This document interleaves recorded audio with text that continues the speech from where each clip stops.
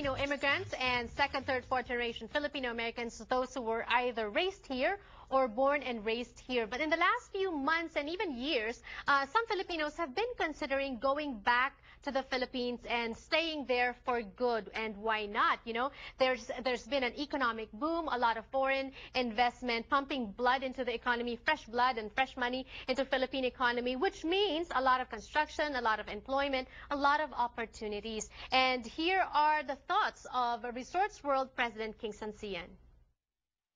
Many of our Kababayans who left the country many years ago have not had a chance to come back. So in your observation and in your own words, how do you think the country has changed in the last, 5 years or 10 years? Well, it's like a new Philippines. There's a lot of renewed interest in the country, both from foreign investors as well as local investors. So under the leadership of our current administration, President Aquino, he brought back a lot of pride back to the country. And as you can see, economically, we're doing so well. And so we hope to be able to build on this momentum and continue to go forward. I also see a lot of infrastructures, a lot of new cities, being built. Yes, that's true.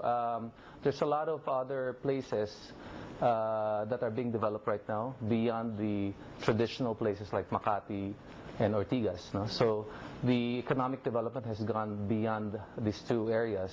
As if you go throughout the rest of the country, places like Cebu, Iloilo, there are a lot of new developments as well. When you talk about economic development and you talked about the economy, we've just been given an investment grade credit rating. And so Philippine economy, there's a lot of confidence in it right now. As a business person as well, is it a bubble? Is it a reality? How long will this last? Well, I believe it's a reality. Of course, there's a lot of work that we need to do. There's a lot of we're underinvested for so long. We need a lot of both local and foreign investments in infrastructure development. So the government is doing all it can to provide the environment to attract these investments. And we have been getting a lot of investments now, particularly the last few years, Resorts World. You pioneered the idea of the integrated resorts concept. Can you tell us more about that? And can you introduce Resorts World to our viewers? Well, we invested in Resorts World Manila back in 2008 at the height of the global financial crisis. But of course, investing in this kind of project is a long-term view. We believe in the long-term prospect of the Philippines, and together with our partner, the Genting Group of Malaysia, we both invested in what we call is the country's first integrated tourism development. What it is essentially is it's a large complex which has everything you need in terms of entertainment, shops, restaurants, hotels. We have a performing arts theater. Of course, we have gaming facilities, spas, and other entertainment venues for both foreign and local tourists. Mm-hmm.